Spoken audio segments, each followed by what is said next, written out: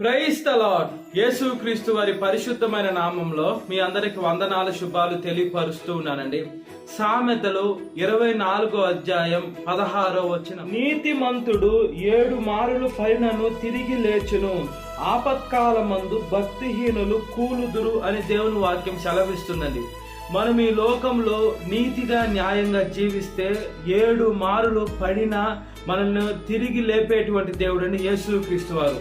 మనం ఎప్పుడైతే భక్తిహీనులుగా ఉంటామో కూలిపోయే అవకాశం ఉంటుంది. కాబట్టి మనం ఈ లోకంలో నీతిగా బ్రతకాలి, న్యాయంగా బ్రతకాలి, దేవుణ్ణి వెంబడించాలి, దేవుని మార్గంలోకి నడవాలి. మనము నడిచేది కాకుండా అనేక మందిని దేవుడి సత్య మార్గము, నిత్య మార్గము, పరిశుద్ధమైన మార్గము, పరలోక మార్గము, ఏకైక దేవుని మార్గంలోకి నడిపించే బిడ్డలుగా ఉండాలండి.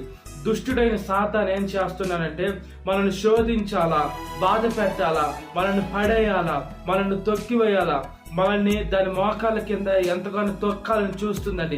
సాతాన్ని మనం తొక్కాలి, కానీ సాతాన్ చేత మనము శోధింపబడే అవకాశం మన సాతానికి ఇవ్వకూడదండి. మనము దేవుని ఆత్మ కలిగిన బిడ్డలుగా ఉండాలి. అయితే సాతానికి కొన్ని శక్తులు ఉన్నాయి. దేవుడిని కూడా శోధించింది సాతాను, అలాగే మనల్ని కూడా శోధిస్తుంది. అయితే ఆ శోధనని జయించే శక్తిని మనం దేవుడిని అడగాలండి. దేవుడేమి మనకు ఒక స్థలం దగ్గరికి వెళ్ళి ఒక ఇబ్బందికరమైన పరిస్థితుల్లోకి వెళ్ళి ఈ లోకంలో ఉన్న మనుషుల్లాగా తోసేసి వెళ్ళిపోయే దేవుడు కాదు. కానీ ఆ ఇబ్బందుల్లో కూడా దేవుడు మనతో నడుస్తాడు, మన ముందర నడుస్తాడు.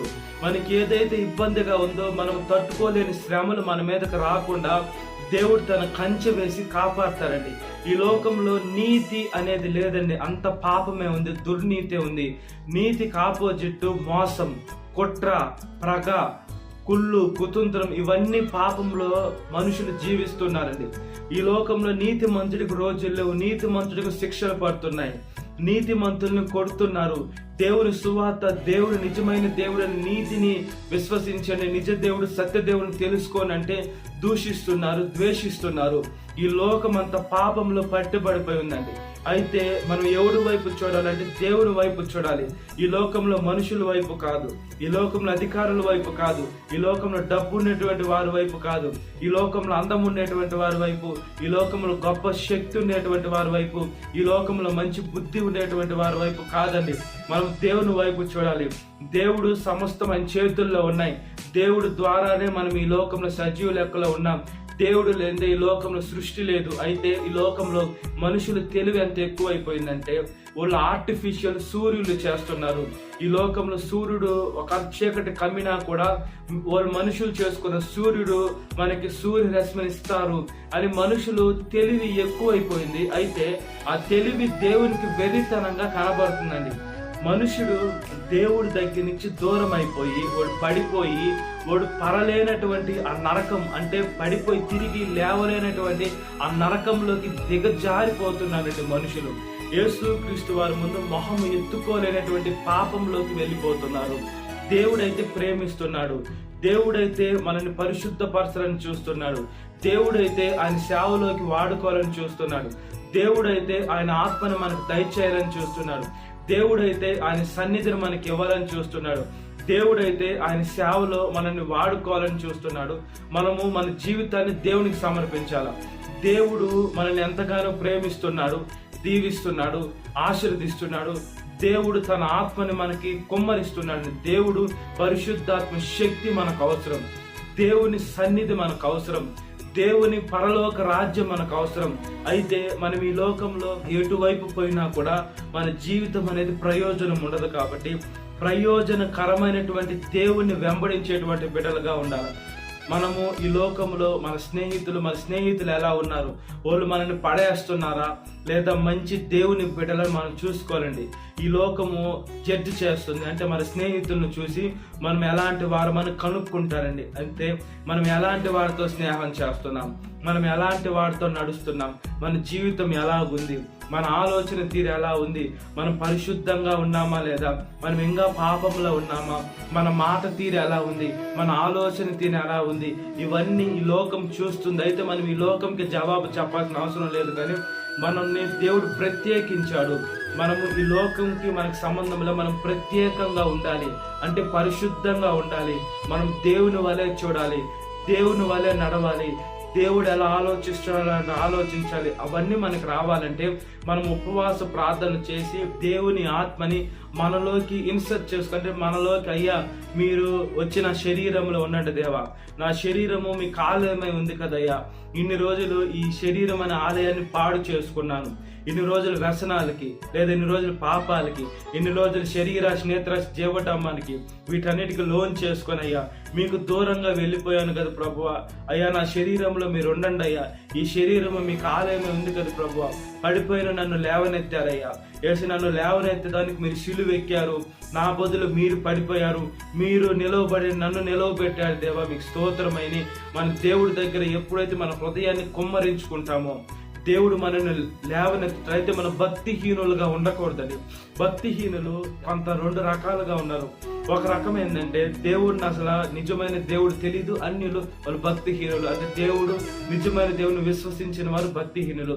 ఇంకొక భక్తిహీనులు రెండో గుంపు ఎలా ఉన్నారంటే చర్చిలకు వస్తారు, ప్రార్థన చేస్తారు, ఆమెను అన్న తర్వాత వాళ్ళకి అప్పుడప్పుడే కార్యాలు జరిగిపోవాలా, లేకుంటే వాళ్ళు చర్చిలకు రారు, దేవుణ్ణి దూషిస్తారు, దేవుణ్ణి ద్వేషిస్తారు, దేవుణ్ణే వాళ్ళు అనేటువంటి బిడలుగా ఉంటారు. మళ్ళా అలాంటి భక్తిహీనులు ఇప్పుడు మన విశ్వాసం ఉంటేనే కార్యాలు జరుగుతాయి. దేవుడు టైము కొన్నిసార్లు ఆలస్యం అవుతుంది, మనం ఉండలేక దేవుడు ఉన్నాడా లేడని ప్రార్థన చేసి ఆమెను అన్న తర్వాత బయటికి పోయి జరుగుద్దో జరగదో అంటే భక్తిహీనతేనండి.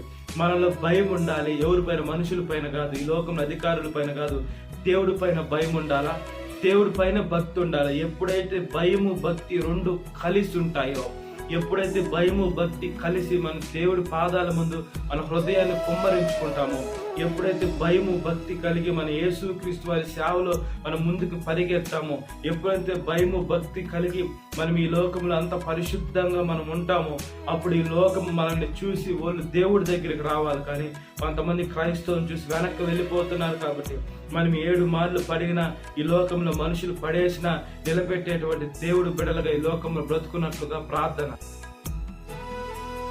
మహాపరిశుద్ధాత్మ దేవా, మా ప్రియ పరలోకమందున తండ్రి, మేము 7 మార్లు పడినా తిరిగి లేపేటువంటి దేవా, మీకు స్తోత్రమయ్యా, స్తోత్రమయ్యా, స్తోత్రమయ్యా.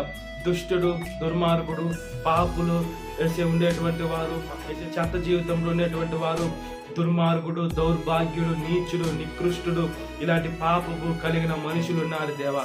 ఇలాంటి పాపము మనుషుల మీద మాకు జయము దయచేయని నాయన, విజయము దయచేయని దేవా, పరిశుద్ధమైన శక్తిని దయచేయని దేవా. వేసే వాళ్ళ పైన మా మోకాళ్ళు పెట్టి అనగదొక్కే శక్తిని దయచేయండి అయ్యా, చితక దొక్కే శక్తిని దయచేయండి ఆయన అయ్యా, తుత్తునీలు చేసే శక్తిని దయచేయండి దేవా. అయ్యా ప్రార్థన చేస్తున్నానయ్యా, అబ్రహాము దేవా, ఇస్సాకు దేవా, యాకోబు దేవా, నా దేవా, మా దేవా ప్రార్థన చేస్తున్నానయ్యా. మాకు మంచి ఆలోచన దయచేయండి, బుద్ధిని దయచేయండి, వివేకము దయచేయండి, లోక జ్ఞానము దయచేయండి. దుష్టుడైన సాతాను ఎవరిని మింగాలా, ఎవరిని ఇబ్బంది పెట్టాలా, ఎవరిని శోధించాలా, ఎవరిని శ్రమలకు గురి చేయాలా, ఎవరిని అలా చేయాలా, ఎవరిని ఇలా చేయాలా, ఎవరిని శోధించాలని సాతాను చూస్తుంది ప్రభువా.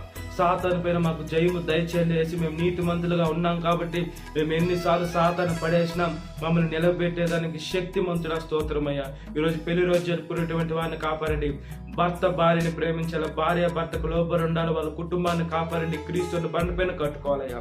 అదేవిధంగా దేవా, బిడ్డలు ఉండేటువంటి భార్య భర్తలు బిడ్డల్ని మంచిగా పెంచాలా, అదేవిధంగా బిడ్డలు లేని గొడ్రాలకి బిడ్డలు దయచేయమని అడుగుతున్నాను. ఈరోజు పుట్టినరోజు జరుపుకునేటువంటి వారిని కాపాడండి, అలాంటి కొత్త దయ కిరీటాలు అనేకము పొందుకునేదాన్ని సహాయం దయచేయండి ఆయన. అదేవిధంగా ఈ లోకంలో బుద్ధినందు జ్ఞానమందు మనుషుల దయని ఎదిగినా కూడా దేవా, ముఖ్యంగా మీ దయందు ఎదిగేదానికి సహాయం దయచేసి మీ ఆత్మని దయచేయమని అడుగుచున్నానయ్యా. యేసయ్యా, మీ కృపలో జ్ఞాపకం చేసి ఈరోజు చనిపోయినటువంటి వారి కుటుంబం గురించి ప్రార్థన చేస్తున్నానయ్యా.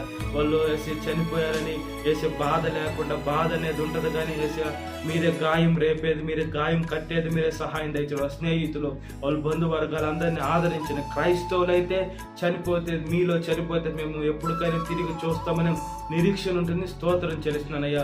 ప్రతి ఒక్క యవనస్తురాలను కాపాడండి ప్రభువా.